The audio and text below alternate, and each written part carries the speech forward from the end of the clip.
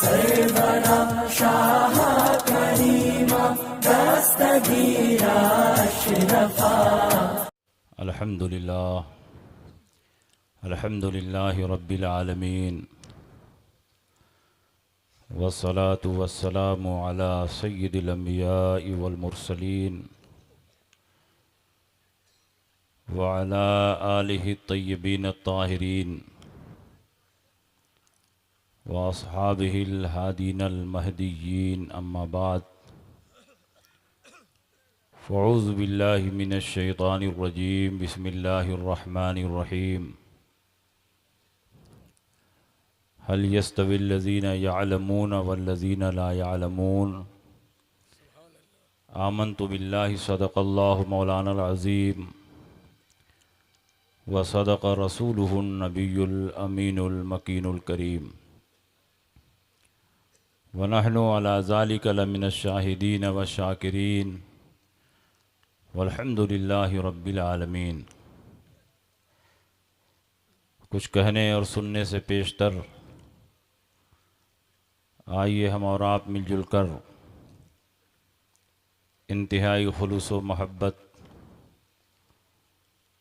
और एहतराम व अक़ीदत के साथ गुंबद खज़रा में आराम फरमाने वाले आका व मौला मदनी ताजदार दोनों आलम के मालिक व मुख्तार सैयद अबरार व अख़ियार जनाब अहमद मुज्तबा मोहम्मद मुस्तफ़ा सल्लल्लाहु अलैहि वसल्लम की बारगाह में झूम झूम कर दुरूद शरीफ का नजराना पेश करें और पढ़ें। अल्लाहुम्मा सल्लि अला सय्यिदिना व मौलाना मुहम्मदिन व बारिक व सल्लिम सलातम व सलामन अलैका या रसूल अल्लाह सल्लल्लाहु ताला अलैहि वसल्लम। हज़रात, आज का ये अज़ीम शान प्रोग्राम तालीमी बेदारी हल्क़ा ज़िक्र और उर्स निज़ामी इन तीनों हवालों से मुनाकिद हो रहा है।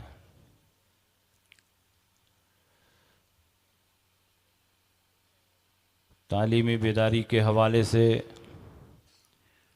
मुझसे पेशतर एक अच्छी गुफ्तगू आपने समाअत कर ली।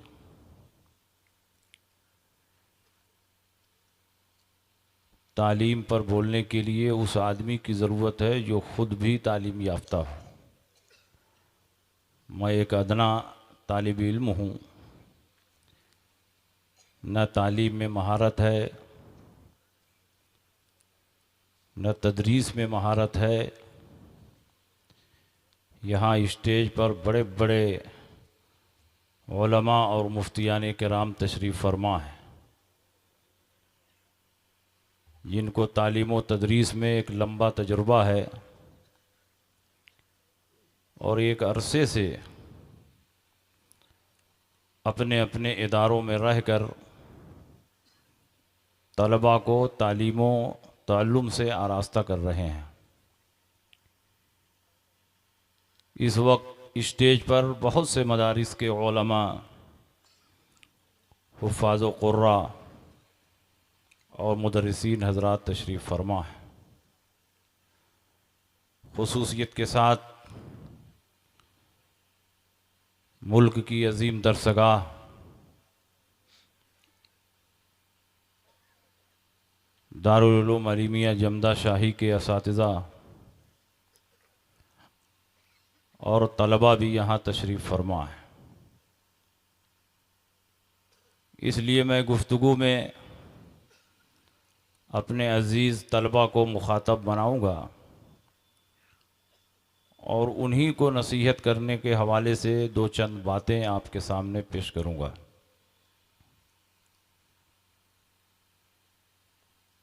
कुरान अज़ीम जो तकरीबन 78,000 कलिमात से ज़्यादा पर मुश्तमिल है, उसका सबसे पहला कलमा नबी अकरम सल्लल्लाहु अलैहि वसल्लम के क़ल्ब मुबारक पर जो नाजिल हुआ वो इक़रा है, जिसमें पढ़ने का हुक्म दिया गया, तालीम का हुक्म दिया गया। और कुरान अज़ीम की तकरीबन 5000 आयतों में से वो पहली 5 आयत जो नबी अकरम सल्लल्लाहु अलैहि वसल्लम के क़ल्ब अतहर पर नाजिल हुई, उसमें भी कलम की अहमियत और इल्म की अज़मत को पेश किया गया है। इससे ये बात ज़ाहिर है कि इस्लाम में तालीम व ताल्लुम का कितना अहम मकाम है। नबी अकरम सल्लल्लाहु ताला अलैहि वसल्लम ने ख़ुद अपने बारे में इरशाद फरमाया, इन्नमा बुइस्तु मुअल्लिमा, मैं मुअल्लिम बनाकर तुम्हारे दरमियान भेजा गया हूँ। जिस नबी को अल्लाह ने मुअल्लिम बनाकर भेजा, जिस नबी पर पहली वही क़राअत और पढ़ने से मुतअल्लिक़ नाजिल हुई, जिस नबी पर पहली 5 आयतों में कलम की अहमियत और इल्म की अज़मत को बताया गया, उस नबी की कौम को तालीमी बेदारी का जलसा करना पड़े, ये बहुत हैरत की बात है। ये कौम तो तालीम में सबसे आगे रहनी चाहिए, क्योंकि नबी अकरम सल्लल्लाहु ताला अलैहि वसल्लम ने इल्म की अहमियत को मुख्तलिफ़ मौक़े पर जिस अंदाज़ में उजागर फरमाया है वो अहले इल्म पर मख्फी नहीं है। खुसूसियत के साथ दीनी तालीम, जिसकी अज़मत व रिफ़ात के हवाले से कुरान और हदीस में बेशुमार नुसूस मौजूद हैं। नबी अकरम सल्लल्लाहु अलैहि वसल्लम के एक अज़ीम सहाबी हैं हज़रत अबू दरदा रज़ी अल्लाह ताला अन्हु। तिरमिज़ी शरीफ, इब्न माजा और सहाय सित्ता की मुतअद्दिद कुतुब में ये हदीस मौजूद है। इसके रावी हज़रत कसीर इब्न कैस हैं। वो फरमाते हैं, मैं दिमश्क की जामे मस्जिद में हज़रत अबू दरदा रज़ी अल्लाह ताला अन्हो के पास बैठा हुआ था कि एक शख्स मदीना मुनव्वरा से तशरीफ़ लाए और उन्होंने फरमाया, इन्नी जिअतुका मिन मदीनति रसूल सल्लल्लाहु अलैहि वसल्लम, मैं आपके पास मदीनतुर रसूल सल्लल्लाहु अलैहि वसल्लम से आ रहा। वमा जिअतु लिहाजतिन, किसी ज़रूरत से नहीं आया, किसी काम से नहीं आया। इन्नमा जिअतुका लिहदीसिन तुहद्दिसुहु अन रसूलिल्लाहि सल्लल्लाहु अलैहि वसल्लम, सिर्फ एक हदीस सुनने के लिए मदीना मुनव्वरा से दिमश्क आया हूँ, जिस हदीस को आप रसूलुल्लाह सल्लल्लाहु अलैहि वसल्लम के हवाले से बयान करते हैं। हज़रत अबू दरदा रज़ी अल्लाह ताला अन्हु ने फरमाया, बेशक फ़ज़ीलत इल्म से मुतअल्लिक़ ये हदीस है। रसूल पाक सय्यद आलम सल्लल्लाहु ताला अलैहि वसल्लम ने बयान फरमाया, मन सलका तरीक़न यतलुबु फ़ीहि इल्मन सलकल्लाहु बिही तरीक़म मिन तुरुक़िल जन्नह, जो इल्म दीन सीखने के लिए किसी रास्ते पर चलता है तो अल्लाह ताला उसको जन्नत के रास्तों में से एक रास्ते पर चलाता है। और आपने फरमाया, व इन्नल मलाइकता लतज़उ अजनिहतहा रिज़न लितालिबिल इल्म, और फरिश्ते उस तालिब इल्म की राह में अपना पर बिछा देते हैं उस तालिब इल्म को खुश करने के लिए। दुनिया का मिजाज ये है, तरक्की याफ्ता कौमों का मिजाज ये है कि जब अज़ीमुश्शान मेहमान उनके दरमियान आता है तो रेड कारपेट बिछा करके उसका इस्तकबाल किया जाता है। लेकिन ये तलबा मेहमान रसूल हैं और ये मदरसा बैतुर रसूल है, और नबी अकरम सल्लल्लाहु अलैहि वसल्लम का इल्म हासिल करने वाले ये मेहमान रसूल जब तलबे इल्म की राह में चलते हैं तो रेड कारपेट बिछाकर उनका इस्तकबाल नहीं होता, बल्कि फरिश्ते पर बिछाकर उनका इस्तकबाल करते हैं।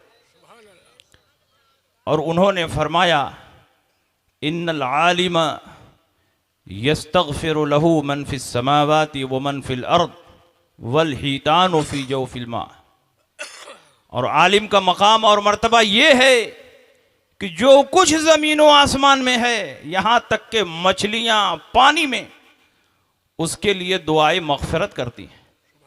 व इन्न फ़ज़लल आलिमी अलल आबिद का फ़ज़लिल क़मरी लैलतल बद्र अला साइरिल कवाकिब। और आलिम की फजीलत आबिद पर ऐसे ही है जैसे 14वीं रात के चाँद की फजीलत तमाम सितारों पर है। और आपने उसी बयान में फरमाया व इन्नल उलमा वरसतुल अंबिया, ये उलमा अंबिया के वारिस हैं। व इन्नल अंबिया लम युवर्रिसु दीनारम वला दिरहमन व इन्नमा वर्रसुल इल्मा फमन अखज़हु अखज़ बिहज़्ज़िन वाफिर। और ये अंबियाए किराम दिरहमो दीनार में किसी को अपना वारिस नहीं बनाते, बल्कि इल्म में वारिस बनाते हैं। जो जितना नबी का इल्म हासिल करेगा उतना ही बड़ा वो नबी का वारिस है, उतना ही बड़ा वो हिस्सा हासिल कर रहा। आप जरा अंदाजा लगाएं, इस हदीस का एक एक जुमला नबी अकरम सल्लल्लाहु अलैहि वसल्लम के इल्म को हासिल करने वालों की अजमत को बयान कर रहा है। और आज हमारा और आपका हाल ये है कि हम दीनी तालीम से दूर हो रहे हैं। हमारे अइम्मा किराम ने दीन की तालीम के लिए, हुसूल इल्म के लिए दूर दराज मुल्कों का सफ़र किया। आप ज़रा अंदाज़ा लगाएं, ये साहब मदीनतुर रसूल से दिमश्क का सफ़र सिर्फ एक हदीस सुनने के लिए कर रहे हैं। और इसी तरह का वाक़या ख़तीब बगदादी ने तारीख़ बगदाद में लिखा है, अल्लामा ज़हबी ने तारीख़ इस्लाम में लिखा है कि हज़रत अबू अय्यूब अंसारी रज़ी अल्लाह ताला अन्हु, जो मेज़बान रसूल हैं, जिनके दरवाज़े पर हुजूर की ऊँटनी ठहरी और 6 माह तक हुजूर अलैहिस्सलाम को मेज़बानी का शरफ़ हासिल हुआ, सिर्फ एक हदीस सुनने के लिए वो मदीना मुनव्वरा से मिस्र का सफ़र करते हैं। जब मिस्र पहुँचे तो मिस्र के हाकिम उस वक्त मसलमा इब्ने मखलद थे। उनके मकान पर पहुँचे, सलाम हुआ, मुसाफा हुआ। उन्होंने कहा कि मकान में तशरीफ़ लाएं, मेरी ज़ियाफ़त कबूल फरमाएं, मेरे यहाँ ठहरें, आराम फरमाएं। कहा मैं तुम्हारी ज़ियाफ़त कबूल करने के लिए यहाँ नहीं आया, तुम्हारे यहाँ आराम करने के लिए नहीं आया। एक हदीस मैंने रसूल पाक से सुनी थी और उस हदीस के सुनने वाले इस वक्त रूए ज़मीन पर सिर्फ 2 आदमी मौजूद हैं, एक मैं हूं और एक उक़बा इब्ने आमिर हैं जो इसी मिस्र में रहते हैं। मैं चाहता हूं कि यह हदीस उनकी ज़बान से भी सुन लूं ताकि इस हदीस की तायीद और तौसीक हो जाए। सिर्फ इसी मकसद के लिए मैंने मिस्र का सफ़र किया है, तुम्हारी मेज़बानी और ज़ियाफ़त कबूल करने के लिए मिस्र का सफ़र नहीं किया। मैं चाहता हूं कि किसी आदमी को आप मेरे साथ उक़बा इब्ने आमिर के मकान तक पहुंचा दें। एक आदमी को उन्होंने लगा दिया। हज़रत अबू अय्यूब अंसारी रज़ी अल्लाह ताला अन्हो उस आदमी के साथ उक़बा इब्ने आमिर के मकान पर पहुँचे और उन्होंने भी ज़ोरदार आपका इस्तकबाल किया, आपका वेलकम किया। कहा आप तशरीफ़ लाएं, मेरी मेहमानी कबूल करें, आराम फरमाएं, दूर दराज का सफ़र करके आ रहे हैं। उन्होंने फरमाया मैं तुम्हारी मेहमानी कबूल करने के लिए नहीं आया, तुम्हारे मकान पर आराम करने के लिए नहीं आया, सिर्फ एक हदीस की तस्दीक और तायीद के लिए आया हूँ जिसको तुमने भी रसूल पाक से सुना है और मैंने भी सुना है। मैं चाहता हूं कि तुम अपनी ज़बान से वो हदीस बयान कर दो ताकि मेरे जहन में जो हदीस के अल्फाज हैं उसकी मुताबकत कर लूँ। हज़रत उक़बा इब्ने आमिर रज़ी अल्लाह ताला अन्हो ने वो हदीस बयान की। 1 सतर की हदीस है, मन सतरा मुअमिनन फिद दुनिया सतरहुल्लाहु यौमल क़ियामा। जो किसी मुसलमान की पर्दा पोशी करता है, परवरदिगार आलम क़यामत में उसकी पर्दा पोशी फरमाए। 1 सतर की हदीस। लेकिन हज़रत अबू अय्यूब अंसारी रज़ी अल्लाह ताला अन्हो उसी हदीस को सुनने के लिए मदीना मुनव्वरा से मुल्क मिस्र का सफ़र करते हैं। और हदीस को सुनने के बाद आप रुके नहीं, बल्कि फ़ौरन आप वापस हो गए। आप ज़रा अंदाज़ा लगाएं कि उनके दिल में तलब का और उनके दिल में इल्मे रसूल को सीखने का कैसा जज्बा था कि एक एक हदीस को सुनने के लिए दूर दराज बिलादो अमसार का सफर करते। और उस दौर का सफर इतना आसान नहीं था, इतना आरामदेह नहीं था। 4 व्हीलर और फ्लाइट का इंतजाम नहीं था। संगलाख और पथरीली जमीन का सीना चाक करते हुए, जंगलों बयाबानों से गुजरते हुए, पहाड़ियों को अबूर करते हुए वो मिस्र पहुंचे। और सिर्फ उस हदीस को सुनने के बाद फौरन आप मदीनतुर रसूल के लिए पलट गए। उनके दिल में कैसा शौक था, कैसा जज्बा था। आज तो हमारे तलबा के पढ़ने के लिए हॉस्टल का इंतज़ाम है और असातिज़ा का इंतज़ाम है, लाइट का इंतज़ाम है, किताबों का इंतज़ाम है। इन सारी सहूलतों के बावजूद भी आज मदारिस इस्लामिया के तलबा उस ज़ौक़ और शौक़ के साथ तालीम हासिल करने की तरफ माइल नहीं होते जो चाहिए। इसलिए मेरे दोस्तों, अपने असलाफ की तारीख़ को हमें निगाहों के सामने रखना होगा। याद रखिए, जब तक हम इल्म में कमाल नहीं हासिल करेंगे उस वक्त तक कौम में हमारा कोई मकाम नहीं होगा। ये इल्म ही की ताकत है कि आज इंसान हवाओं में उड़ रहा है। ये इल्म ही की बरतरी है कि आज इंसान पानियों में मछली की तरह तैर रहा है। ये इल्म का कमाल है कि लाखों मील जमीन के अंदर छुपे हुए पेट्रोल और सोने को इंसान इल्म की बुनियाद पर दरियाफ्त कर रहा है। ये इल्म ही का कमाल है कि इंसान ज़मीन से चाँद की दूरी नाप रहा है, इंसान ज़मीन से सितारों की दूरी नाप रहा है, इंसान ज़मीन से सूरज की दूरी नाप रहा है, इंसान खलाओं का सफ़र कर रहा है। ये किसका कमाल है? ये इल्म का कमाल है। तो अगर दुनिया के इल्म में आदमी कमाल हासिल करे तो आसमान की बुलंदियों पर पहुंच सकता है। तो दीन में भी अगर कमाल हासिल करो तो पूरी दुनिया के मुसलमानों का मुक्तदा, मावा और मलजा बन सकते हो। लेकिन ज़रूरी है कि जिस इल्म को आप सीख रहे हो मेहनत और लगन के साथ सीखो, ताकि फरागत के बाद जब मैदान अमल में आप कदम रखें तो कौम कदम कदम पर आपका इस्तकबाल करे। और याद रखिए, दीनी तालीम सीखने के लिए असातिज़ा का एहतराम और अदब भी ज़रूरी है। जब तक असातिज़ा का एहतराम और उनका अदब हमारे दिल में पैदा नहीं होगा उस वक्त तक हम नूरे इल्म से अपने सीना को मुनव्वर नहीं कर सकते, बरकते इल्म से अपने आप को मामूर नहीं कर सकते। और ये मैं अपनी तरफ से नहीं कहता, बल्कि हमारे असलाफ की तारीख हमारी निगाहों के सामने। खलीफा हारून रशीद का नाम आपने सुना होगा कि नहीं?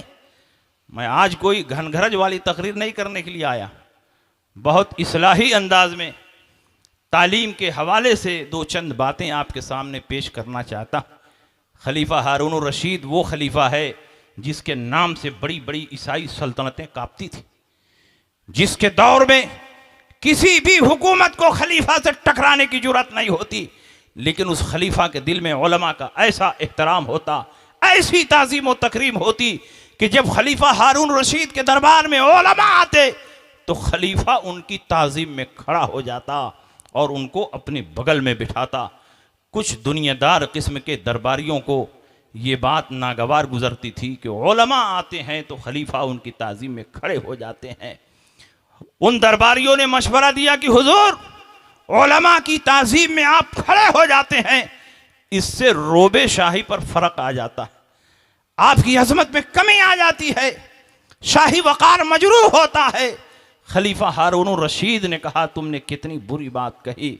अगर उलमा की ताज़ीम करने से रोबे शाही जाता रहता है तो जाने दो, ये बादशाहत जाने वाली चीज़ है। लेकिन उलमा का एहतराम जो हमारे दिल में है वो दुनिया में भी काम आएगा और आखिरत में भी काम आएगा। मैं उलमा के एहतराम से पीछे हट नहीं सकता, चाहे हमारी हुकूमत रहे या हमारी हुकूमत चली जाए। अल्लाह ताला ने उसको ऐसा दबदबा अता फरमाया कि उस दौर में कुस्तुनतुनिया पर एक ईसाई औरत की हुक्मरानी थी। कुस्तुनतुनिया जानते हैं किसको कहते हैं? इस्तांबुल को कहते हैं। टर्की की राजधानी है इस्तांबुल। वहीं पर वो किला है जिसके बारे में रसूल पाक ने फरमाया, अव्वलु जैश मिन उम्मती यग़ज़ून मदीनत कैसर मग़फ़ूरुन लहुम। मेरी उम्मत का सबसे पहला गिरोह जो मदीना कैसर पर हमला करेगा वो बख्शा हुआ है जन्नती। आज म्यूज़ियम बन गया है, उसमें बेशुमार तबर्रुकात मौजूद हैं। और आज जो फोटो में आप तबर्रुकात देखते हैं वो सब उसी म्यूज़ियम का अक्स है। वहाँ हुजूर अलैहिस्सलाम का अमामा शरीफ है, हुजूर अलैहिस्सलाम के नालैन पाक हैं, हुजूर अलैहिस्सलाम का दंदान मुबारक है, असाए मूसा है, हज़रत फ़ातिमा का कुर्ता है, खुलफाए राशिदीन की तलवारें हैं, शाह मक़ूक़स के नाम हुजूर अलैहिस्सलाम ने जो ख़त लिखा था बादशाह मिस्र के नाम वो ख़त भी है, और भी बेशुमार तबर्रुकात वहाँ पर मौजूद हैं। बाबु तौबा का पट है, मीज़ाब रहमत के कुछ टुकड़े हैं, और खाने काबा के दरवाजे की चाबी और उसकी कुछ दूसरी चीज़ें भी महफूज हैं। और उन बादशाहों ने उन तबर्रुकात को बहुत समेट कर हिफाजत के साथ आज तक बरकरार रखा है। किसी ज़माने में एक ईसाई औरत की हुक्मरानी थी टर्की पर, और खलीफा हारून रशीद को वो जिजिया अदा करती थी, और खलीफा हारून रशीद उसकी हुकूमत की हिफाजत करते थे। जब वो औरत मर गई, उसका बेटा तख्त नशी हुआ, तो उसने खलीफा हारून रशीद के पास ख़त लिखा और अपने एलची के ज़रिए ख़त भेजा। आला हज़रत ने अल मलफूज़ में इसको बयान किया है, तफसील से पढ़ लीजिएगा, मैं शार्टकट बयान कर रहा। वो एलची ख़त लेकर आया, उस औरत के बेटे ने जो तख्त को अभी नया नया संभाला था, उसने लिखा था, जिस औरत ने तुमको शाहरुख बनाया था और खुद प्यादा थी, वो औरत दुनिया से जा चुकी है। अब उसका बेटा तख्त नशी हो चुका है, अब तुमको एक दिरहम भी जिजिये में नहीं दिया जाएगा, तुमको जो करना हो कर लो। जब वो एलची खलीफा के दरबार में ख़त लेकर पहुंचा, खलीफा ने कहा ख़त पढ़ा जाए। तो वजीर ने ख़त लिया, पहले खुद पढ़ा तो कांपने लगा, कैसे मैं ख़त पढ़ूं। बादशाह ने कहा ख़त पढ़ो। उसने कहा हुजूर रोबे शाही माने है, मैं आपके सामने इस ख़त का मजमून नहीं सुना सकता। बादशाह ने कहा ख़त मुझको दे दो, मैं पढ़ लेता हूँ। बादशाह ने ख़त पढ़ा, चेहरे पर ऐसा रोबो जलाल तारी हुआ कि एक एक करके सारे दरबारी दरबार से बाहर हो गए। अब दरबार में सिर्फ 3 आदमी, वो एलची जो ख़त लेकर आया, और वो मुंशी जो ख़त का जवाब लिखता है, और बादशाह का वजीर आज़म। बादशाह ने मुंशी से कहा इस ख़त का जवाब लिखो, लिखो बिस्मिल्लाहिर्रहमानिर्रहीम। जब मुंशी कागज कलम लेकर लिखने लगा तो उसका हाथ कांपने लगा। बादशाह के रोबो जलाल के आगे उसका कलम नहीं चल रहा है, कलम गिर गया। बादशाह ने कहा यह क्या है? कहा हुजूर रोबे शाही माने हैं, मैं नहीं लिख सकता। कहा तुम बाहर निकल जाओ। वजीर आजम से कहा तुम ख़त का जवाब लिखो, लिखो बिस्मिल्लाहिर्रहमानिर्रहीम, अमीरुल मोमिनीन खलीफतुल मुस्लिमीन खलीफा हारून रशीद की तरफ से। अभी बिस्मिल्लाहिर्रहमानिर्रहीम ही लिख रहा था कि खलीफा के रोबो जलाल की वजह से उसके बदन में कपकपी तारी हुई, और कहा हुजूर मेरा कलम चल नहीं रहा है, मैं ख़त लिखने से माजूर हूँ, मैं ये ख़त नहीं लिख सकता, रोबे शाही माने। कहा तुम बाहर चले जाओ, मैं खुद ही ख़त लिखूँ।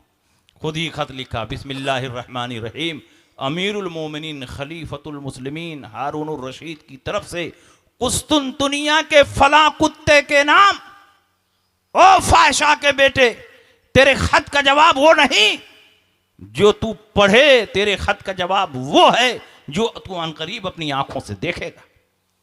ख़त लिफाफे में डाला, शाही मोहर लगाई, और एलची से कहा ले जाओ अपने बादशाह को दे देना। इधर एलची निकला और फौरन अपने सिपा सालारों को बुलाया और कहा एक लम्हे की ताखीर किए बगैर फौज लेकर फौरन कुस्तुनतुनिया की तरफ बढ़ो, और इस एलची के पहुंचने के साथ साथ कुस्तुनतुनिया फतह हो जाना चाहिए। इधर ख़त लेकर पहुंचा, और उसी दौरान बादशाह को इत्तला मिली कि खलीफा की फौजों ने कुस्तुनतुनिया को चारों तरफ से घेर लिया। ईसाई बादशाह के मुकाबले के लिए अपनी फौज लेकर गया, लेकिन चंद घंटों में शिकस्त फाश हुई और बादशाह जिल्लत और रुसवाई के साथ गिरफ्तार किया गया। हाथों में हथकड़ियाँ, पैरों में बेड़ियाँ डालकर खलीफा के सामने फेंक दिया गया। खलीफा ने कहा इसी बलबूते पर तुम इतरा रहे थे? कहा हुजूर बहुत बड़ी गलती हो गई, मुझे माफ कर दिया जाए, मेरे तख्तो ताज को वापस कर दिया जाए, आइंदा कभी सरताबी नहीं करूंगा। खलीफा ने उसके तख्तो ताज को वापस कर दिया, उसकी ज़मीन को वापस कर दिया, और कहा जैसे तुम्हारी माँ जिजिया देती थी देते रहो। खलीफा अपनी फौजों को लेकर एक मंजिल पीछे आया कि फिर इत्तला मिली कि बादशाह ने सरताबी की है और खलीफा को जिजिया देने से इनकार कर दिया है। खलीफा हारून रशीद ने कहा फिर चलो, कुस्तुनतुनिया को चारों तरफ से घेर लो। बादशाह की फौजों ने कुस्तुनतुनिया को चारों तरफ से घेर लिया।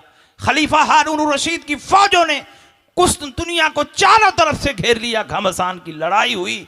चंद घंटों में ईसाई बादशाह फिर शिकस्त खाया और जिल्लतो रुसवाई के साथ गिरफ्तार किया गया। खलीफा की फौजों ने उसको बादशाह के सामने फेंक दिया। खलीफा हारून रशीद ने कहा कि जब जब मुझसे जंग करोगे शिकस्त खाओगे। इस वक्त दुनिया में कोई हुकूमत ऐसी नहीं है जो मेरा मुकाबला कर सके। उसने कहा हुजूर माफ फरमा दें, अब गलती नहीं होगी। मैं आपसे पूछना चाहता हूं कि जो खलीफा उलमा के एहतराम में खड़ा हो जाता था और दुनियादारों ने मशवरा दिया कि उलमा के एहतराम और उनकी ताजीम में खड़े होने की वजह से रोबे शाही जाता रहता है, क्या उसके रोब में कोई कमी हुई? क्या उसकी बादशाहत में कमी हुई? उसका रोब और दबदबा बढ़ता रहा, लेकिन उसके दिल में उलमा का ऐसा एहतराम था कि जब अपने बेटे मामून रशीद के लिए उसने उस्ताद का इंतखाब करना चाहा। हजरत तशरीफ ला रहे हैं, आप लोग उनकी ताज़ीम में खड़े हो जाएं, इस्तकबाल करें। उलमा की ताज़ीम भी बाइस खैर व बरकत है।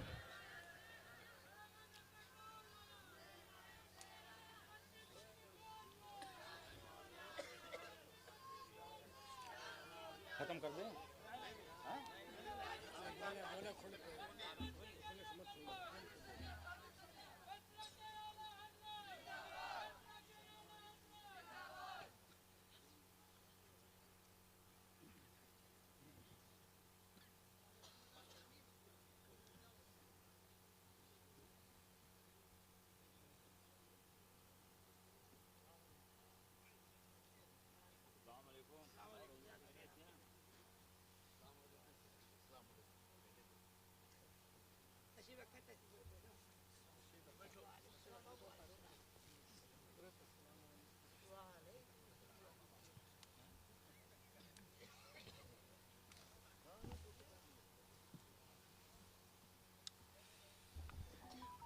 इजाजत है?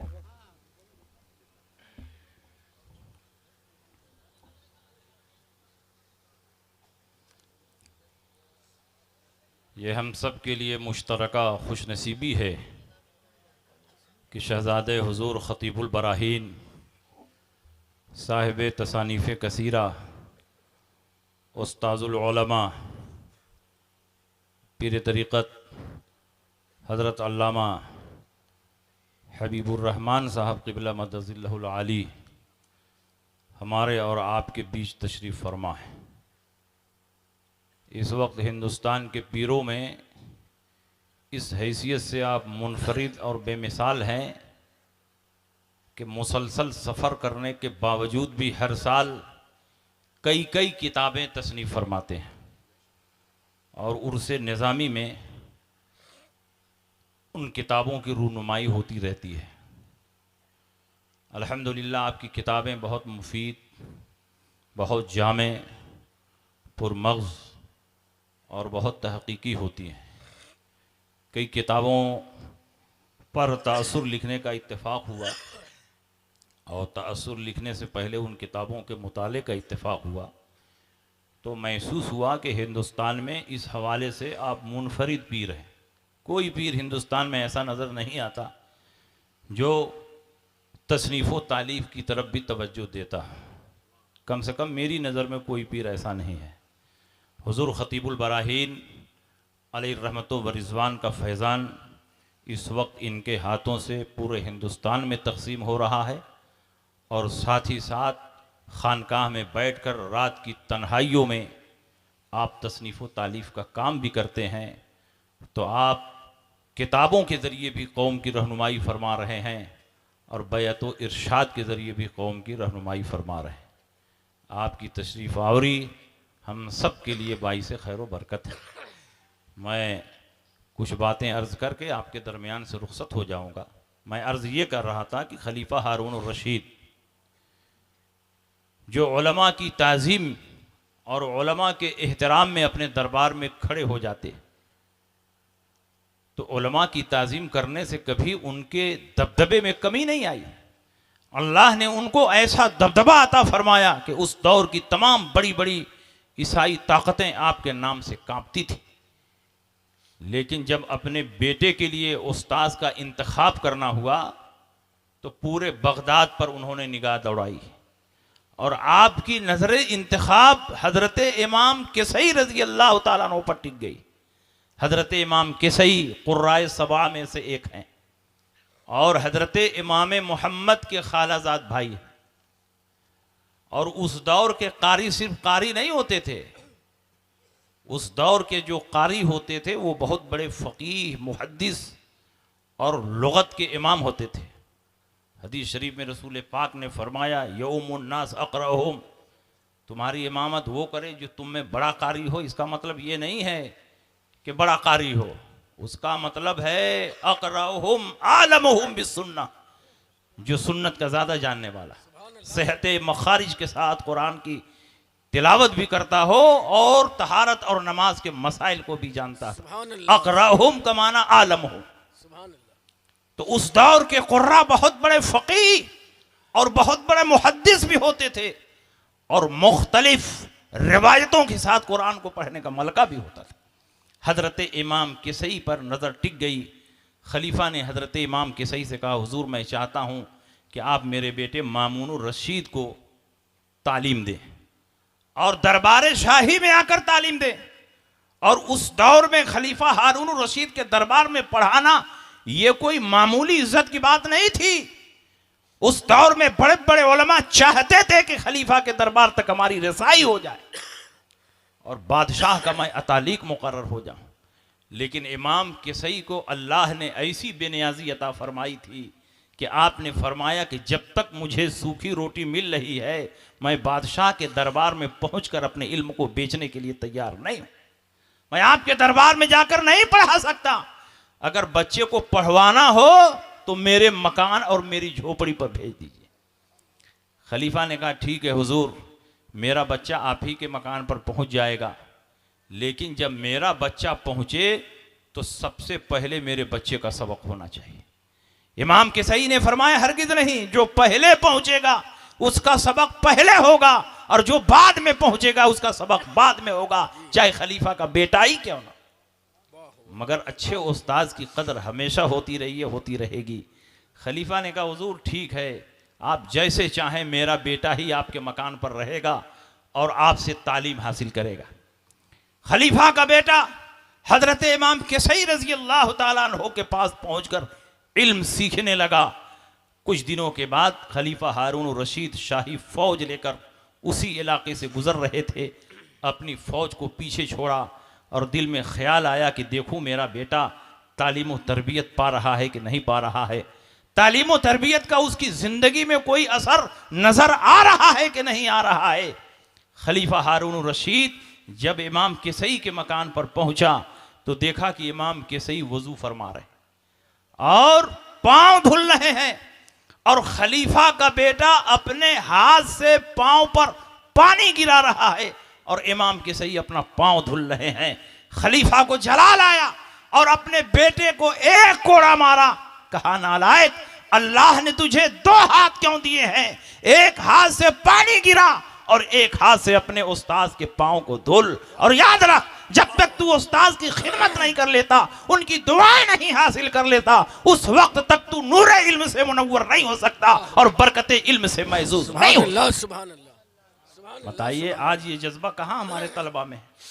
आज तो अगर उस्ताद लोटा लेकर आ रहा है तो तलबा काई की तरफ फट जाते हैं, कहीं मुझी से ना कहते हैं कि पानी लेकर आ। याद रखिए, असातिज़ा आपकी खिदमत के मोहताज नहीं है। अगर तलबा से वो खिदमत लेते हैं तो उसका मकसद यह होता है कि आपको तरबियत दी जाए। जब आप मदरसे से अपने घर जाएं तो जिस अंदाज से उस्ताद की खिदमत मदरसे में कर रहे थे उसी अंदाज से अपने वालिदैन की खिदमत करें। इसलिए असातिज़ा आपसे खिदमत लेते हैं ताकि आपके अंदर तरबियत का माहौल पैदा। बेशक सुभान अल्लाह। हजरत अब्दुल्ला इब्न अब्बास रजी अल्लाह तआला अन्हु अपने असातिज़ा का कितना एहतराम करते थे। अगर उस बात को बयान करूं तो बात बड़ी तवील हो जाएगी। बुखारी शरीफ में यह हदीस मुतअद्दिद मकामात पर मौजूद है। हजरत अब्दुल्ला इब्ने अब्बास हजरत मैमूना के भांजे हैं और हजरत मैमूना हुजूर अलैहि सलाम की ज़ौजा मोहतरमा है। हजरत अब्दुल्ला इब्ने अब्बास की खाला है। खाला और भांजे में कोई पर्दा तो है नहीं। और हजरत अब्दुल्ला इब्ने अब्बास की उम्र शरीफ उस वक्त बहुत कम थी। यहां तक कि जब रसूल पाक का विसाल हुआ है तो हजरत अब्दुल्ला इब्ने उमर हजरत अब्दुल्ला इब्ने अब्बास की उम्र कुल 13 साल की थी। तो उससे पहले का वाकया है तो और कम उम्र रही होगी। एक दिन अब्दुल्ला इब्ने अब्बास नबी के हुजरे में आए, हजरत मैमूना के हुजरे में आए और कहा कि खाला जान, आज मैं आपके हुजरे में रात गुजारूंगा। और वहां पहुंचने का मकसद क्या था?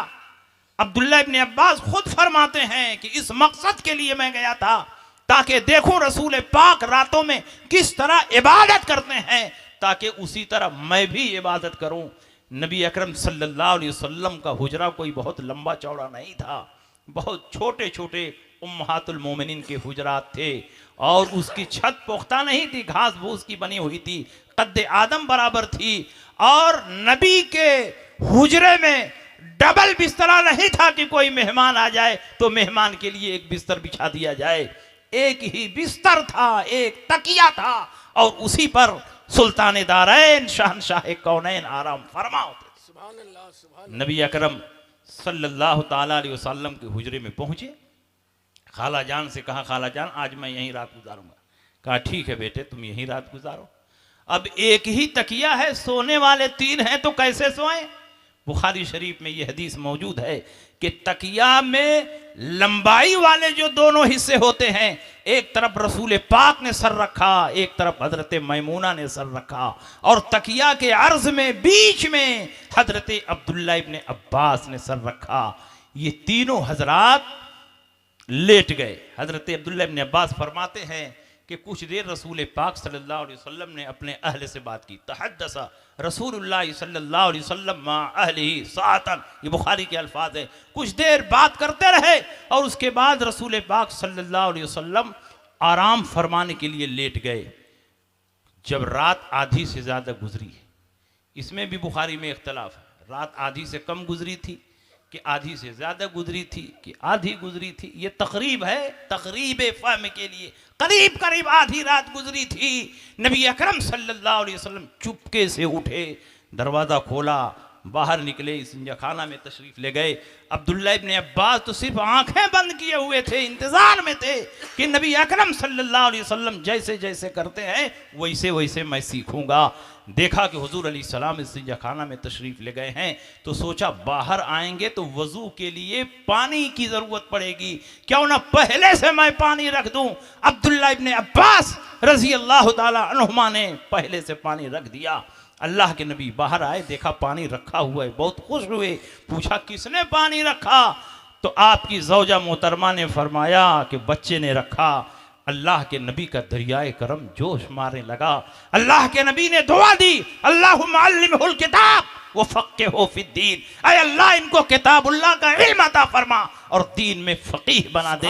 किताबुल्लाह का ऐसा इल्म अता फरमाया कि अब्दुल्ला इब्ने अब्बास फरमाते हैं लौदाली क़ालु बैरिन लवजदतहु फिल कुरान, मेरी ऊँटनी की रस्सी गुम हो जाए तो मैं किताबुल्लाह में तलाश कर लूँगा कि मेरी रस्सी कहाँ। सुभान अल्लाह, सुभान, बहुत अच्छा। और इतने बड़े फ़क़ीह बने, इतने बड़े फ़क़ीह बने कि रासुल फ़ुक़हा के लक़ब से, हिब्रुल उम्मा के लक़ब से, बल्कि आपके शागिर्द जब अब्दुल्ला इब्ने अब्बास से कोई रिवायत बयान करते तो बाज़ शागिर्दों की आदत थी कि वो हद्दसनी बहरुन हद्दसनी हिब्रुन कहते, नाम नहीं जिक्र करते।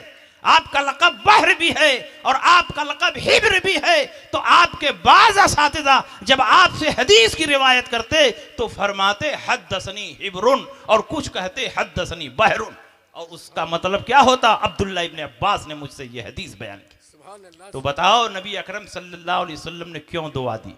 इसलिए दुआ दी कि अब्दुल्ला इब्ने अब्बास ने अपनी खिदमत से नबी अकरम सल्लल्लाहु अलैहि वसल्लम को राज़ी कर लिया, नबी अकरम को खुश किया।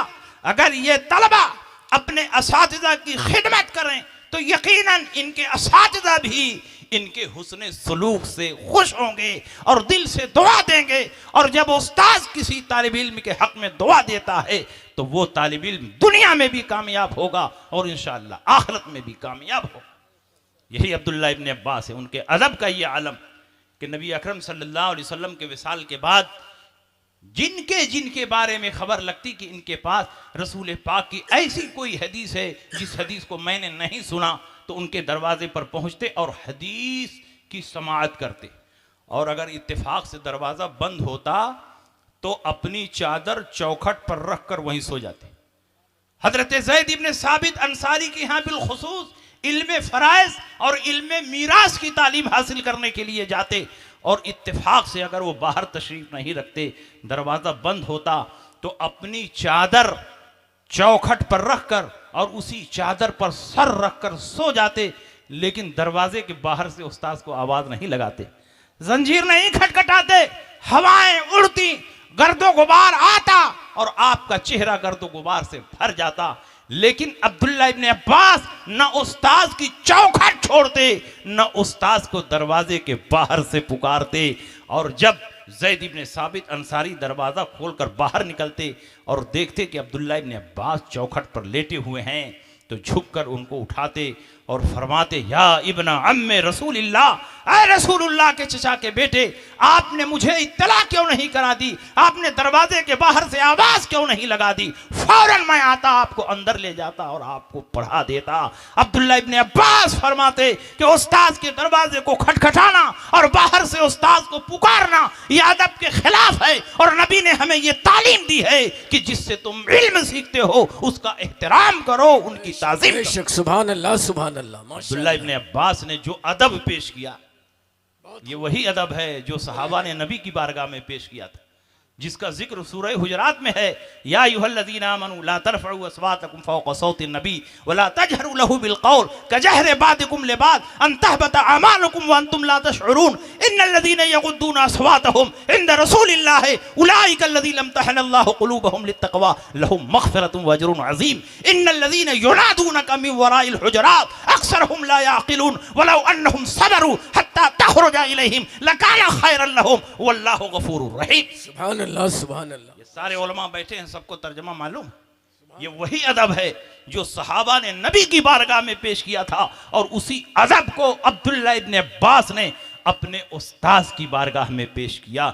इसका मतलब ये हुआ कि तालिब इल्म जितना मुअद्दब होगा, जिस कदर उस्ताद का एहतराम करेगा, उसी कदर वो कामयाब भी होगा। और याद रखो, आदमी अपनी अक्ल की बुनियाद पर, अपनी सलाहियत की बुनियाद पर, अपनी मेहनत की बुनियाद पर इल्म तो हासिल कर सकता है, लेकिन इल्म की बरकतें उसी वक्त मिलेंगी जबकि तुम उस्ताद की खिदमत करो और उस्ताद से दुआएं हासिल। बेशक बेशक, सुभान अल्लाह, सुभान अल्लाह। ये वही अब्दुल्ला इब्न अब्बास है कि एक मरतबा ज़ैद इब्न साबित अंसारी घोड़े पर सवार होकर कहीं जा रहे थे। अब्दुल्ला इब्न अब्बास घोड़े की रस्सी पकड़कर आगे आगे चल रहे थे। ज़ैद इब्न साबित अंसारी ने ध्यान नहीं दिया। कुछ देर के बाद देखा कि मेरे घोड़े की रस्सी कोई और लेकर आगे नहीं बढ़ रहा है, बल्कि अब्दुल्ला इब्न अब्बास मेरे घोड़े की रस्सी लेकर आगे आगे जा रहे हैं। फौरन घोड़े से नीचे उतरे और कहा, या इब्न अम्मे रसूलिल्लाह, ऐ रसूलुल्लाह के चचा के बेटे, आप मेरे घोड़े की रस्सी लेकर आगे आगे चल रहे हैं। अगर क़यामत में अल्लाह ने मुझसे सवाल कर लिया कि मेरे नबी के घराने के नौजवान क्या दुनिया में इसीलिए भेजे गए थे कि तुम्हारे घोड़े की रस्सी खींचें, तो मैं रब की बारगाह में क्या जवाब दूंगा। तो अब्दुल्ला इब्न अब्बास ने फरमाया, नबी ने हमें तालीम दी है कि जिनसे इल्म सीखते हो उनका एहतराम करो, और उस्ताद के घोड़े की रस्सी को आगे आगे लेकर चलना यह भी उस्ताद का एहतराम है, इसलिए मैंने ये काम किया है। हजरत ज़ैद इब्न साबित अंसारी ने फौरन उनके हाथ को बोसा दिया और कहा, अगर नबी ने अपने खानदान के नौजवानों को यह तालीम दी है कि उस्ताद का एहतराम करो, तो हम सहाबा को भी ये तालीम दी है कि अहले बैत नबूवत का इस तरह एहतराम। सुभान अल्लाह, सुभान अल्लाह। बताइए, ये जज्बा हमारे अंदर है, ये हौसला हमारे अंदर है। और याद रखिए, आज तो इल्म सीखने के लिए बड़ी फरावानी है। हमारे पास कापी कलम के लिए पैसा है और भी ज़रूरियात के लिए पैसा है, लेकिन जब हम अइम्मा किराम की तारीख़ पढ़ते हैं तो बाज़ अइम्मा किराम के हालात में हमको मिलता है कि उनके पास दरसगाहों में जो नोट लिखा जाता है उसको लिखने के लिए कागज मयसर नहीं था। वो बड़ी बड़ी हड्डियों को साफ करके, पाक करके, सुखा करके उसके ऊपर वो नोट लिखा करते। आप हजरत इमाम शाफी के हालात को पढ़ लीजिए। हजरत इमाम शाफी रजी अल्लाह ताला अन्हो गज़ा में पैदा हुए। फ़लस्तीन में एक शहर है गज़ा, वहाँ पैदा हुए। 2 साल की उम्र को पहुँचे कि वालिद का इंतकाल हो गया, आप यतीम हो गए। आपकी किफ़ालत आपकी वालिदा मोहतरमा ने की। और चूंकि हजरत इमाम शाफी का ताल्लुक़ ख़ानदान कुरैश से था जो मक्का मुकर्रमा में आबाद था, और आपके आबाओ अजदाद गज़ा में आबाद हो गए थे। आपकी वालिदा मोहतरमा ने सोचा कि इसके वालिद का इंतकाल हो गया है, कहीं ऐसा ना हो कि मेरे बेटे को कुछ तकलीफ पहुंच जाए, अपने ख़ानदान वालों में पलट कर जाना चाहिए। तो आपकी वालिदा मोहतरमा आपको लेकर गज़ा से मक्का मुकर्रमा आई, और मक्का में जब आप सिन्ने शुऊर को पहुंचे तो बड़े बड़े मुहद्दिसीन की बारगाह में भेजकर उनकी तालीम और तरबियत का आगाज़ फरमाया।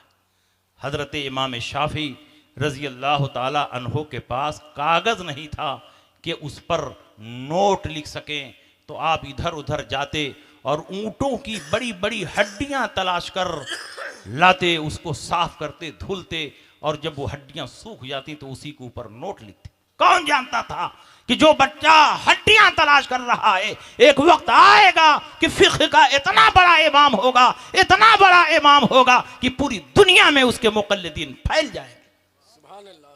एक मरतबा मक्का मुकर्रमा में जब आप मुकीम थे, हज के इरादे से गए, मिना में एक बूढ़े आदमी से मुलाकात हो गई। कुछ देर गुफ्तगू हुई तो हज़रत इमाम शाफी को मालूम हुआ कि ये मदीना मुनव्वरा के रहने वाले, तो और शौक़ के साथ उनसे गुफ्तगू करने लगे। बूढ़े मियाँ ने कहा कि मेरी दावत कबूल कर लो। इमाम शाफी ने कहा ठीक है, आपकी दावत कबूल है। बस दोनों वहीं चादर बिछाकर बैठ गए, और बूढ़े मियाँ ने अपना झोला खोला और सूखी रोटी निकाला, सामने रख दिया, कहा लो खाओ। हज़रत इमाम शाफी ने सूखी रोटी खाई, और खाने के दौरान पूछते रहे कि मदीना मुनव्वरा में एक बहुत बड़े इमाम हैं, उनका नाम इमाम मालिक है, आप उनको जानते हैं? कहा बिल्कुल मैं जानता हूँ, 12 मस्जिद नबवी में मुलाकात हुई है। कहा उनका रंग कैसा है? कहा बहुत गोरे और खूबसूरत है।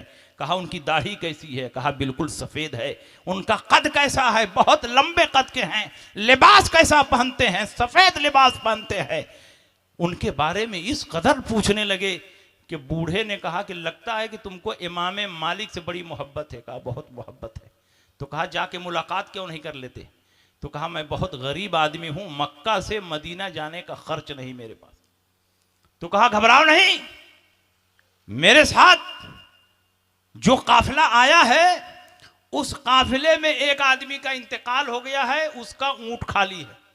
मैं उसके घर वालों से बात करता हूं कि उस ऊंट पर सवार होने की तुमको इजाजत दे दें, और उसी ऊंट पर बैठकर तुम मदीना मुनव्वरा जाओ और इमाम मालिक से मुलाकात कर लो। हजरत इमाम शाफी ने कहा बहुत अच्छा होगा कि आप बात कर लें। उस बूढ़े ने ऊंट के मालिकों से, वारिसों से बात की। उन्होंने कहा ठीक है, ऊंट खाली जाएगा, बैठ करके चले जाए। हजरत इमाम शाफी सिर्फ इमाम मालिक से मिलने के लिए निहायत बेसरो सामानी और गुर्बत के आलम में उसी ऊंट पर बैठकर मदीना मुनव्वरा पहुंच गए। जब मदीना मुनव्वरा पहुंचे तो सीधे मस्जिद नबवी में गए। जमात हो रही थी, वजू बनाया, जमात में शरीक हो गए। जब जमात ख़त्म हुई तो देखा कि एक लंबे कद के निहायत हसीन व जमील और खूबसूरत बुजुर्ग मेंबर पर आकर बैठे। एक चादर को तहबंद बनाकर पहन लिया था और एक चादर को ऊपर से ओढ़ लिया था। आपने क़यास से समझ लिया कि यही इमाम मालिक है, क्योंकि उस बूढ़े ने जितनी अलामतें और निशानियां बताई थी वो सारी अलामतें और निशानियां मौजूद हैं। उसके बाद हजरत इमाम मालिक ने दर्स देना शुरू किया और पूरी मस्जिद आपके शागिर्दों से खचाखच भरी हुई थी। हजरत इमाम मालिक काला काला रसूलुल्लाह सल्लल्लाहु अलैहि वसल्लम एक पर एक हदीस, एक पर एक हदीस बयान करते चले जा रहे। उन दिनों इमाम मालिक हदीसों का इमला करवा रहे थे, हदीसें लिखवा रहे थे, और आपके तलामिज़ा मस्जिद नबवी शरीफ में बैठकर कागज पर कलम से हदीसें लिख रहे थे। लेकिन इमाम शाफी के पास न कागज था न कलम, तो वो हदीसें कैसे लिखते? दिल में शौक था कि मैं भी हदीसें लिखूं, लेकिन मुसाफरत की जिंदगी है, गरीब आदमी है, अजनबी है, न कागज है न कलम है, तो हदीसें कैसे लिखें। तो हजरत इमाम शाफी के सामने एक तिनका पड़ा हुआ था, उसी तिनके को उठाया और अपनी हथेली पर हदीसें इमला करने लगे। इमाम मालिक हदीसें बयान फरमाते, सारे शागिर्द कागज पर लिखते, लेकिन हजरत इमाम शाफी अपनी हथेली पर उसी तिनके से लिखते। न स्याही है न कलम है, सिर्फ लिखते ताकि लिखने वालों से तशब्बुह हासिल हो जाए। जब अजान का वक्त हुआ, मजलिस बर्खास्त हो गई। सारे शागिर्द अपनी अपनी कापी रखकर वजू करने के लिए चले गए। हजरत इमाम शाफी फरमाते हैं कि मेरा वजू था, मैं अपनी जगह पर बैठा रहा। हजरत इमाम मालिक ने फरमाया, नौजवान मेरे पास आओ। हजरत इमाम शाफी गए, कहा तुम अपनी हथेली पर क्या लिख रहे थे? कहा हुजूर जो हदीसें आप इमला करवा रहे थे वही हदीसें लिख रहा था। कहा हथेली दिखाओ। हथेली दिखाया तो उस पर कुछ है ही नहीं। कहा मजलिसे हदीस की बेहुरमती करते हो, यहां रसूल पाक की हदीसें लिखी जा रही हैं और तुम अपनी हथेली पर तिनका चलाकर इस मजलिस की बेअदबी करते हो। कहा हुजूर मैं बेअदबी नहीं कर रहा हूं, मैं शागिर्द हूं, मैं तालिब इल्म हूं, मैं बहुत गरीब आदमी हूं, मेरे पास कलम भी नहीं है, कागज भी नहीं है। दिल तो चाह रहा था कि आप हदीसें इमला करवा रहे हैं तो मैं भी लिखूं, लेकिन लिखता किस पर, मेरे पास कागज कलम नहीं है। मैं निहायत गरीब आदमी हूं, मुफलिस आदमी हूं, खरीद भी नहीं सकता। तो मैंने सोचा कि लिखने वालों से तशब्बुह हासिल हो जाए, इसलिए मैंने तिनका लेकर के अपनी हथेली पर हदीसें लिखने लगा। हजरत इमाम शाफी रहमतुल्लाह अलैह ने यह भी फरमाया, हुजूर इसको अदब के खिलाफ न समझें, बल्कि मैं हदीस हथेली पर नहीं दिल की तख्ती पर लिख रहा था। हजरत इमाम मालिक ने फरमाया, अच्छा तुम दिल की तख्ती पर हदीसें लिख रहे थे? इस मजलिस में 1000 हदीसें मैंने बयान की हैं, तुम सिर्फ 500 हदीसें बयान कर दो। हजरत इमाम शाफी रहमतुल्लाह अलैह ने उसी तरतीब के साथ, जिस तरतीब से इमाम मालिक ने हदीसें बयान की थी, जिस सनद से हदीसें बयान की थी, पूरी सनद और मतन के साथ 1000 हदीसें हजरत इमाम शाफी ने फौरन बयान कर दी। और कहीं भी हदीस में एक लफ्ज इधर उधर नहीं हुआ था, न सनद में कोई गड़बड़ी हुई थी। हजरत इमाम मालिक हालत में पड़ गए, कहा यह बच्चा एक दिन अपने वक्त का इमाम बनेगा। ये उन्हीं की दुआओं का नतीजा है कि इमाम शाफी इतने बड़े इमाम बन गए कि 4 इमामों में से एक है और पूरी दुनिया में आपके मुक़ल्लिदीन पहले। सुभान अल्लाह। नारे तकबीर, नारे रिसालत, उर्से निज़ामी, मसलके आला हजरत। इसलिए अजीज तलबा, आप पूरी मेहनत और लगन के साथ इल्म हासिल करें, असातिज़ा का एहतराम करें, माँ बाप के एहतराम से ज़्यादा उस्ताद का एहतराम। ये आला हज़रत ने लिखा है, उस्ताद आपकी रूह की तरबियत करता है और माँ बाप सिर्फ जिस्म की तरबियत करते हैं। उस्ताद अगरचे पैसा लेकर पढ़ाता है, तनख्वाह लेकर पढ़ाता है, मगर इसकी वजह से उस्ताद के एहतराम में कोई कमी नहीं हुई, ये भी आला हज़रत ने लिखा है।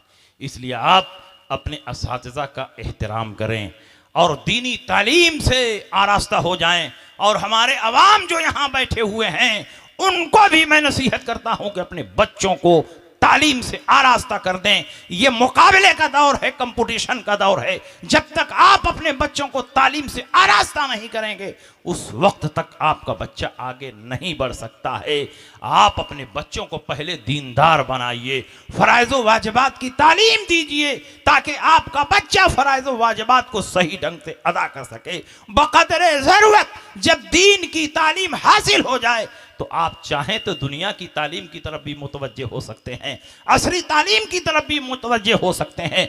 नीयत अगर अच्छी हो तो दीन की तालीम से भी बरकत पैदा होती है, और नीयत अगर अच्छी हो तो दुनिया की तालीम हासिल करके भी आदमी खिदमत खल्क कर सकता है। बेशक बेशक। आप अपने बच्चे को डॉक्टर बनाइए, बच्चे की नीयत ये हो कि मैं डॉक्टर बनकर गरीबों की मदद करूंगा, मैं मरीजों के साथ अच्छा सलूक करूंगा, मैं जांच के नाम पर उसकी जेब नहीं खाली करूंगा, मैं किडनी नहीं बेचूंगा, आज़ा को नहीं बेचूंगा, कोई गलत काम नहीं करूंगा। आप अपने बच्चे को कलेक्टर बनाइए, लेकिन उससे पहले दीन सिखाइए। जब आपका बच्चा दीनदार होगा तो कलेक्टर की कुर्सी पर बैठकर जो फैसला लिखेगा उस वक्त भी अल्लाह का खौफ उसके दिल में होगा। वो किसी से रिश्वत नहीं लेगा, वो हराम काम नहीं करेगा। इस काम से उसको कौन रोक रहा है? उसका दीन रोक रहा है, उसकी परहेजगारी रोक रही है। और अगर दुनिया ही की तालीम फितना पैदा करने के लिए हासिल की जाए तो दुनिया की तालीम आपके हक में फितना है, और दीन की तालीम भी अगर फितना बर्पा करने के लिए हासिल की जाए तो दीन की तालीम भी आपके हक में फितना। इसलिए उलमा को, तलबा को अच्छी नीयत के साथ दीनी कामों में जुड़ना चाहिए। इकबाल ने बहुत पहले कहा था, अल्लाह से करे दूर तो तालीम भी फितना, अल्लाह से करे दूर तो तालीम भी फितना, अमलाक भी, औलाद भी, जागीर भी फितना, ना हक के लिए उठे तो शमशीर भी फितना, शमशीर ही क्या नारे तकबीर भी फितना। इसलिए नीयत हमारी अच्छी होनी चाहिए। हम अच्छी नीयत के साथ दीन का इल्म हासिल करेंगे तो परवरदिगार आलम अपनी बरकतों से नवाजेगा। और अच्छी नीयत के साथ, अच्छे मकसद के साथ हम दुनिया की तालीम हासिल करेंगे, ऐसी तालीम जिसमें कुफ्र और शिर्क के मज़ामिन ना हो, नाजायज़ और हराम मज़ामिन ना हो। तो ऐसी तालीम हासिल करने से शरीयत हमें रोकती नहीं है, मना नहीं करती। इसलिए आप अपने बच्चों को पहले दीनदार बनाइए और उसके बाद अपने बच्चों को IAS बनाइए, PCS बनाइए, डॉक्टर बनाइए, इंजीनियर बनाइए, कलेक्टर बनाइए। जब आपका बच्चा दीनदार होगा तो कदम कदम पर दीन उसकी रहनुमाई करेगा, वो कौम के लिए अजीम काम करेगा, वो समाज का नाम रोशन करेगा, वो अपने खानदान का नाम रोशन करेगा। इसलिए माल हासिल करना ये बुरी बात नहीं है अगर माल का इस्तेमाल सही हो। माल का इस्तेमाल अगर गलत है तो माल को हासिल करना भी गलत है, और माल का इस्तेमाल सही है तो माल को हासिल करना गलत नहीं है। अगर माल हासिल करना गलत होता तो फिर ज़कात का कानून क्यों उतरता, वरासत का कानून क्यों आता? जाहिर है कि जब आदमी माल जमा करेगा और मरेगा और उसकी ज़मीनों जायदाद होगी तभी तो वरासत बंटने का नंबर आएगा। आदमी मालदार होगा तभी तो ज़कात देने की बात आएगी। इसका मतलब यह हुआ कि माल हासिल करना फी नफ्स ही बुरा नहीं है, बल्कि उसका गलत इस्तेमाल बुरा है। इसलिए हम दीन हासिल करें तो अच्छी नीयत से हासिल करें, हम दुनिया की तालीम हासिल करें तो अच्छे मकसद के लिए हासिल करें। इसमें हमारी कौम की भलाई है, हमारे समाज की भलाई है, मुस्लिम मुआशरे की भलाई है। और बातें बहुत हो गई। इस वक्त हम दारुल उलूम अली मियां जमदा शाही के करीब में बैठे। ये अहले सुन्नत का अजीम इदारा है, अहले सुन्नत का काबिल फख्र इदारा है। खलीफे आला हजरत अल्लामा अब्दुल अली मेरठी की हसीन यादगार है। इसलिए यहाँ के मुसलमानों पर लाजिम है कि हर तरह से दारुल उलूम अली मियां की मदद करें, तालीम और तरक्की में उसका साथ दें, और कदम कदम पर अली मियां को आगे बढ़ाने, उसको मजबूत करने, मजबूत से मजबूत तर बनाने के लिए हम एक हो जाएं। जब हम एक हो जाएंगे और नेक हो जाएंगे तो अल्हम्दुलिल्लाह अली मियां पूरी शान और शौकत के साथ उसी फॉर्म में नजर आएगा जैसे पहले नजर आता था। हिंदुस्तान के 2-4 गिने हुए इदारों में से एक अजीम शान इदारा दारुल उलूम अली मियां है। इसकी तालीम और तरबियत की एक अजीम तारीख रही है। इसलिए आप अली मियां से जुड़ें, अली मियां की मदद करें। और ये इदारा दारुल उलूम अली मियां अहले सुन्नत का नुमाइंदा इदारा है। इसकी मदद दीन की मदद है, इसकी तरक्की दीन की तरक्की है, इसकी खुशहाली दीन की खुशहाली है। ये इदारा मजबूत होगा तो यहाँ से मसलक का काम होगा, ये इदारा मजबूत होगा तो यहाँ से दीन का काम होगा। इसलिए दारुल उलूम अली मियां के साथ सब लोग आपसी इख्तिलाफ को भुला करके जुड़ जाएं और उसकी तामीर व तरक्की में हिस्सा लें। बातें बहुत हैं कहने के लिए, बस इन्हीं बातों के साथ अपनी तकरीर ख़त्म करता हूँ। और अल्हम्दुलिल्लाह यहाँ हल्क़े ज़िक्र भी होगा, आपको भागना नहीं है। यहाँ तालीम व ताल्लुम की बात हो रही है, वहाँ ज़िक्र व फ़िक्र की भी बात होगी।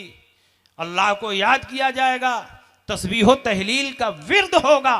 नबी अकरम सल्लल्लाहु अलैहि वसल्लम एक दिन मस्जिद नबवी में तशरीफ़ ले गए, देखा 2 हलक़े लगे हुए हैं, एक हलक़े ज़िक्र है और एक हलक़े फ़िक़्ह है, हलक़े इल्म है। नबी ने फरमाया दोनों खैर और भलाई पर हैं, लेकिन जिस हलके में तालीम व ताल्लुम का काम हो रहा है, फ़िक़्ह और हदीस सिखाने का काम हो रहा है, ये हलका उससे अफजल है। और नबी अकरम सल्लल्लाहु अलैहि वसल्लम उसी मजलिस इल्म में तशरीफ़ फरमा हुए।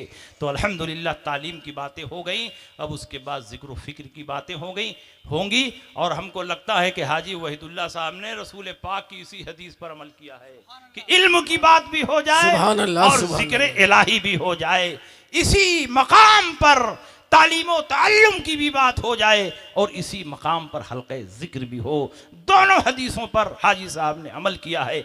अल्लाह रब्बुल इज़्ज़त उनके नेक मकासिद में कामयाबी अता फरमाए, उनके कारोबार में बेहिसाब बरकतें नाजिल फरमाए। और जिन जिन मुसलमानों ने इस प्रोग्राम को सजाने संवारने में हिस्सा लिया है, सबको दारेन की सआदतों से माला माल फरमाए। व आखिर दावाना अनिल हम्दुलिल्लाहि रब्बिल आलमीन।